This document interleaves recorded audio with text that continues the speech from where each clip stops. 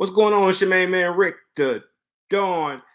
Hey, what's going on, folks? If you are here and you want to talk some Survivor, you're in the perfect place. We're going to talk about the latest episode, episode 11, and right now the time is 9:49. So you could have been here talking the game live with me. This is directly after the episode aired.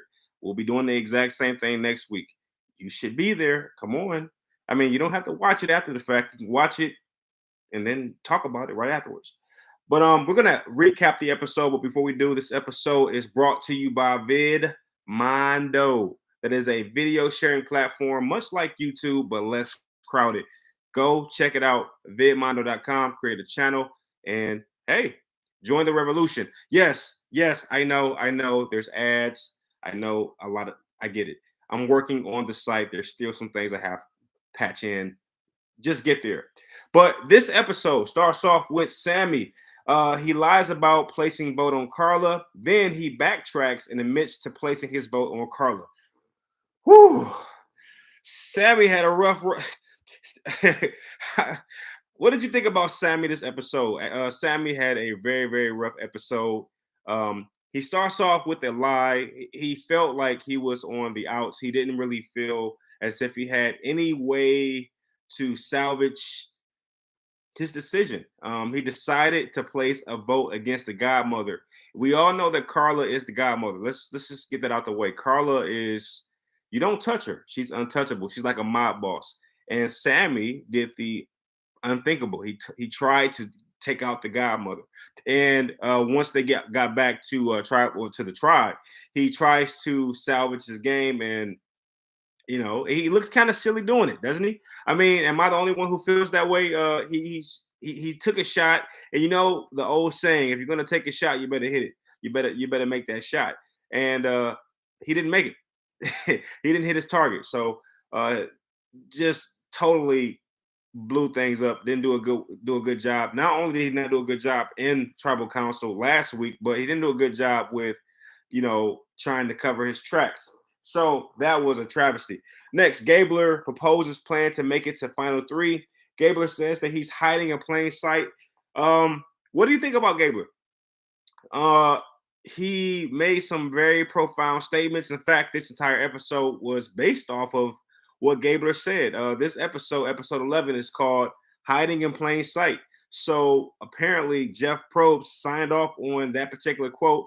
And I think he did that because, yeah, that is what Gabler is doing. Gabler is hiding in plain sight. What do you think of his gameplay? Are you a fan of Gabler? Do you think he is a threat to win the game? For myself, I'm not sure if I buy into it that much. I think that Gabler is benefiting from there being just people who have to go before him. I don't think that Gabler makes it to final three. Do you? That's the question. Sammy regathers and gets back into the game. Sammy tells Karla that Cassidy mentioned her name. Karla falls for the lie. Karla talks with Cassidy but doesn't verify Sammy's story. Why didn't Karla ask Cassidy about Sammy's story? So we get to a point in the game where Sammy is kind of resurging. He's starting to regather himself.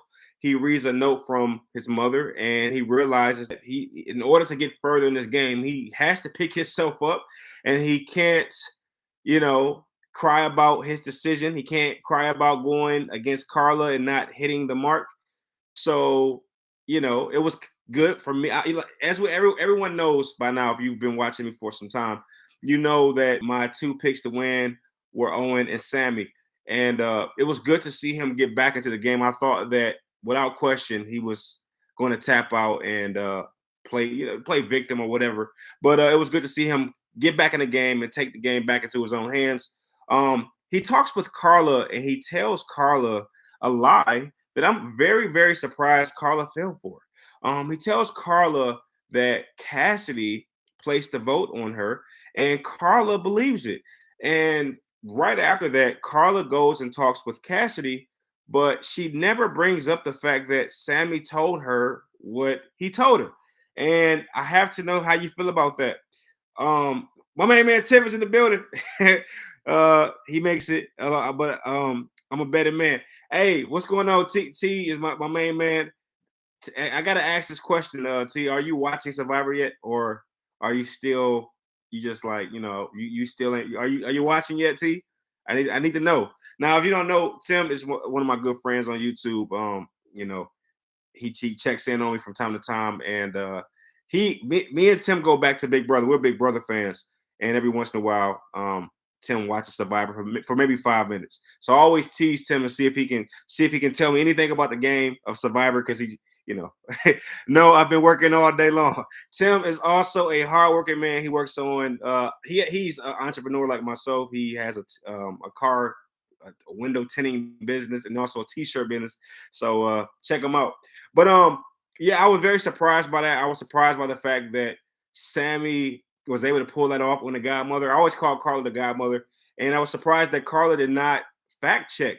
Hey, you're talking to Cassidy, and Sammy just said that Cassidy, made this proclamation. Why won't you just ask Cassidy? Hey, did you say this to Sammy? It was very surprising for me. I did. Maybe there's reasons why she doesn't do it, but I was very surprised by the fact that she didn't. Um, Especially since Karla seems to be very close with Cassidy. That didn't make sense to me. Anyway, the contestants get boat mail while watching the clouds. This was a beautiful sun setting moment. I was really enjoying what I was seeing, and we see a boat in the distance, and the boat is drawing near. And the contestants all run to find the advantage because, according to this boat mail, there's an advantage out in the jungle or the woods or the forest, whatever, and everyone just sprints and tries to find this advantage. Now, this is very different from what we see when we watch the game. Most times, players are very, very discreet about trying to find advantages, but in this case, everybody's it's like a free for all, and that was kind of cool to see. And Gabler uses a Vietnam tactic in order to find the immunity idol. He groups up in four, and everyone's looking in different directions. I thought it was pretty interesting, but eventually Cody finds the idol.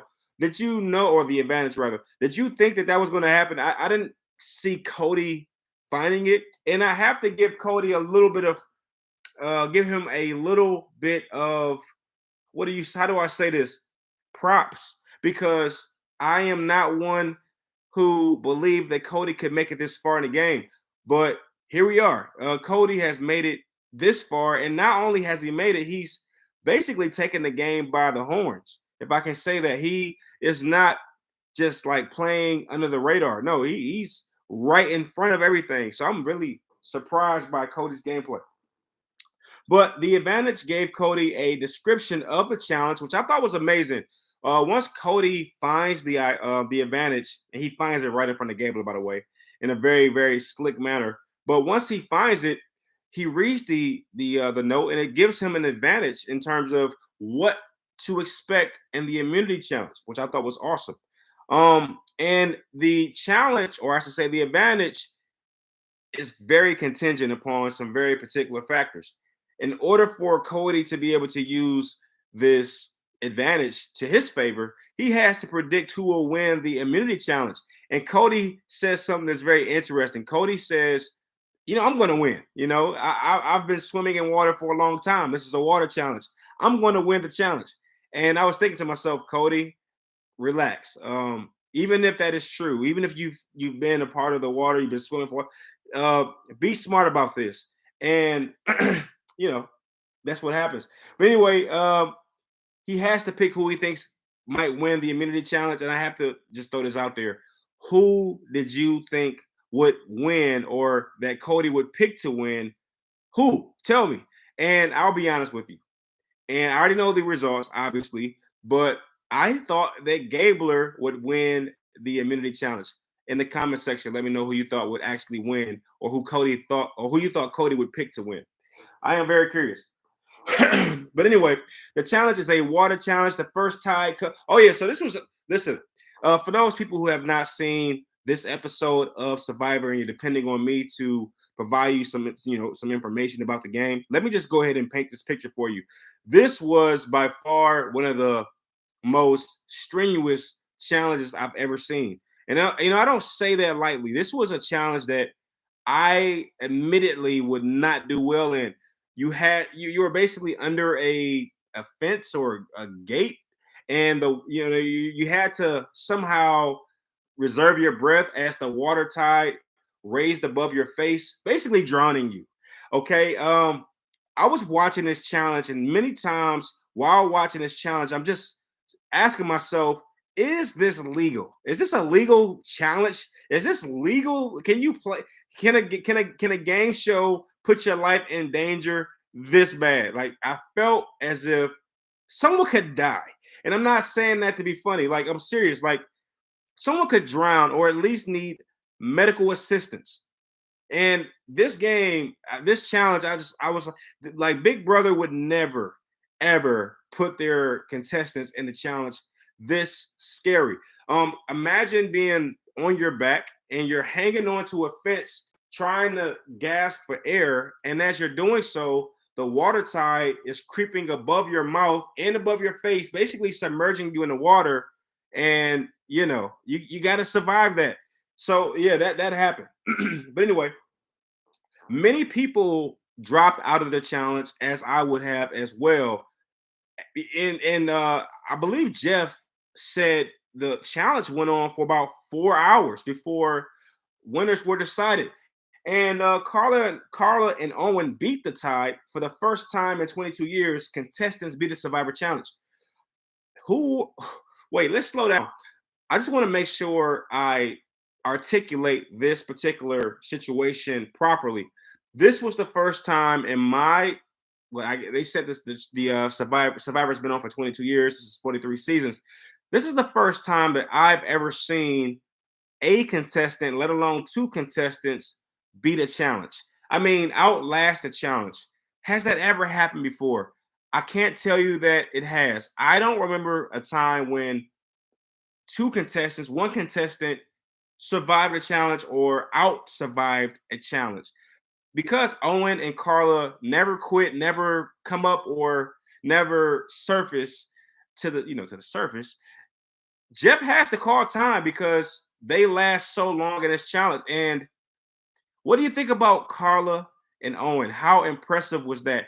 And has to call time because they last so long in this challenge. And what do you think about Karla and Owen? How impressive was that?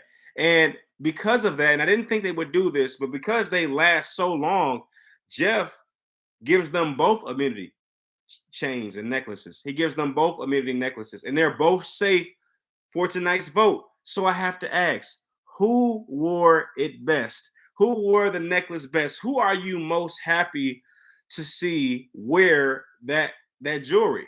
That jewelry that keeps them safe? Who has to, or who played the challenge better? Who's playing the game better to this point between Karla and Owen? And I'm going for Owen to win this whole thing, but I would be lying if I didn't say Karla. Karla wore it best for me. For me, okay. So that doesn't change how you feel, and I'm just trying to be non or unbiased here. I think Owen's pretty great for this game, but to see Karla do that, I'll be honest with you. I thought Karla would probably be one of the first people out of the out of the challenge, and to see her hanging on to that gate and competing against Owen, that was absolutely surprising for me. So for me, I have to say that Karla wore it best. Let me know if you disagree, though. All right, but once the challenge is over, we see Cassidy pouting about losing and realizes that she's vulnerable. Oh my gosh. Look, I like Cassidy, and I'll go on the record as saying I'm very happy with the way that Cassidy played this challenge. She lasted very long. Of course, she didn't last as long as Cassidy and Owen, but I was happy to see her kind of, show some grit. And I've been really hard on Cassidy up until this point, but I think it's time to give her a little praise. Cassidy has certainly changed my perception of her. When I first saw Cassidy walk upon the beach of Survivor, I'm like, oh, this is a little, the blonde chick. She's pretty in the face, whatever. She's just there for eye candy. Eye candy. Boy, was I wrong. Okay, she's starting to change that narrative for me, and I'm happy to say that. I didn't think Cassidy would be such a strong force, but to see her battle and fight in this challenge was great. But all that greatness that I started to, or I should say, all that respect that I started to gain for Cassidy was basically erased when we go back to the island, to the Survivor Island. We realize that Cassidy is pouting because she didn't win and she thought that she should have won. And I'm like, that's the most entitled thing that you can possibly say. This was a challenge, Cassidy. And you had the exact same opportunity as everyone else. If you felt like you should have won, you just should have won. Right. And to see her complaining, it did rub me the wrong way, but just slightly, not too much. Enough for me to report on it, to talk about it. But I just thought to myself, Cassidy, grow up. You didn't win. It's okay. But, perhaps it was all a ploy and a way to, spin her loss into a positive. All right. But anyway, Karla proposes Cassidy to Sammy. This was very, very surprising for me. Cassidy and Owen were safe. And, there was a lot of talk about Cody possibly being safe because if you remember, he won an advantage, and if he could correctly select who won immunity, he would also be safe. So I saw Karla, and she's proposing Cassidy to Sammy. I thought that was absolutely messy gameplay. Not only because Karla is believing a lie or from Sammy, but now she's throwing her greatest ally under the bus in front of Sammy. And look, if I'm Sammy, I'm taking that information, I'm going straight to Cassidy. Hey, your ally is throwing you under the bus. So, I just didn't think Karla played that well. I don't say that often about Karla. I think Karla is an immaculate player. But in this particular case, that was a shortcoming, in my opinion. But anyway, Jesse talks with Karla, but realizes shortcoming, in my opinion. But anyway, Jesse talks with Karla, but realizes that Karla and Sammy are growing closer. So here is Jesse's intelligence on frontal display. A lot of people hate Jesse. And you know what? I just can't agree with you. I don't understand the Jesse hate. Jesse is playing the game of Survivor. So please park your biases on the side, please. Jesse is playing Survivor. And can I just throw it out there? He's playing it pretty good. And I just don't understand the hate for Jesse because Jesse's playing Survivor. It's not like this is the real world and Jesse is scheming this way. Jesse's playing Survivor, and he's playing it pretty well. And here's why I say that: because Jesse proposes voting Sammy out and then letting Karla and Cassidy fight it out the following week. Wait, you wait. So wait, Karla, you mean to tell me that you want to vote Cassidy out? This is what Jesse's thinking. You and Sammy have some type of friendship that has surpassed your friendship with Cassidy.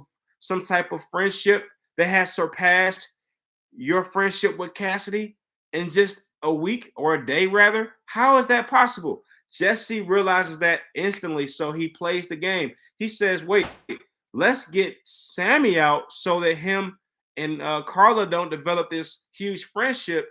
And then once Karla casts the sole vote for Cassidy, the next week, Cassidy and Karla can battle it out. Who doesn't respect that? You got to bear with me on this one. I find it to be hilarious that you don't respect that level of intellect in the game of Survivor. If you don't like Jesse, you don't like strategy. You don't like Survivor. You don't. Okay. For some reason, your biases are clouding or is clouding your judgment. Jesse's playing a good game, and that's my opinion on that. So Owen doesn't trust Jesse though, which is why I just really appreciate Owen's gameplay and his intellect as well. He realizes, wait a minute. So Jesse just turned on Karla.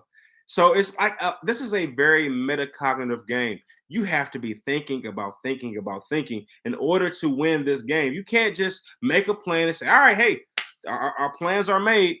That is not the way that this game goes. You have to make a plan and then make a plan that's about the plan you just made, and then make another plan about the two plans you just like. This game is insane in terms of strategy. Okay. But anyway, Owen doesn't trust Jesse. are Jesse and Cody running the game? And I think that was what Owen was putting out into the atmosphere.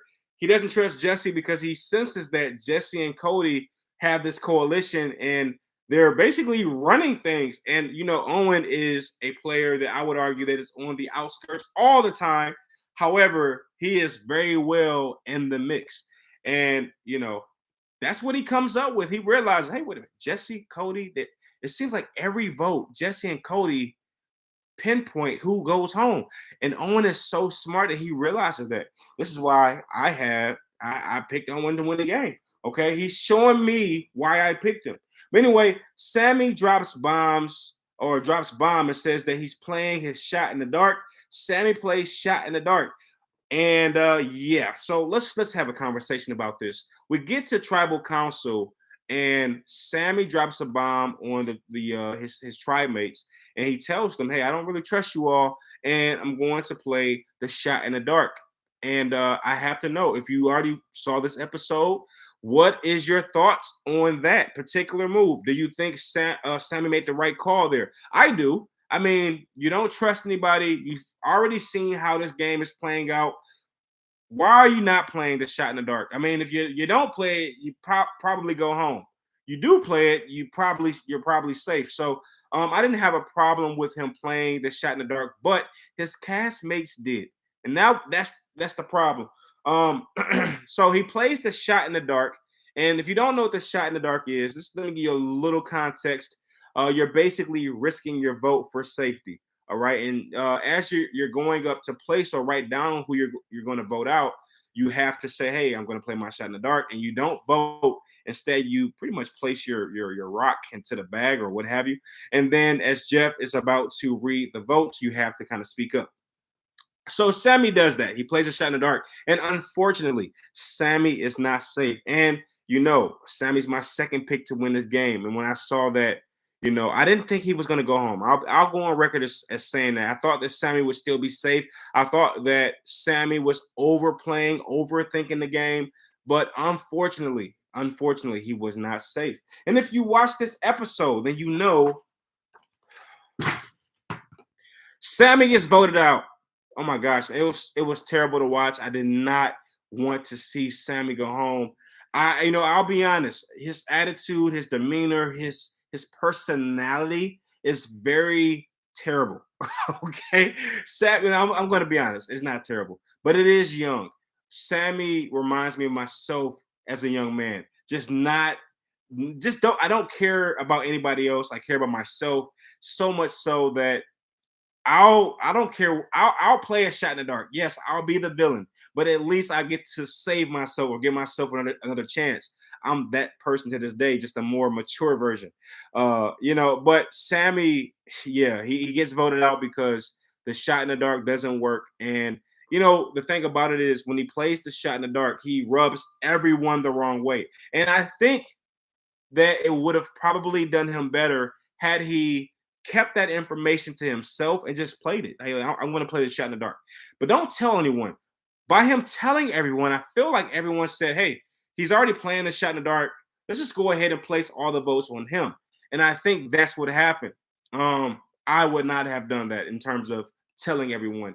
What do you think about Sammy's play or gameplay to this point? How do you rate him? How do you think the game of Survivor will remember Sammy? For me, he's going to be a player that everyone forgets. He's going to be a footnote player. He didn't do enough, in my opinion. Though making it to top 7 is pretty impressive.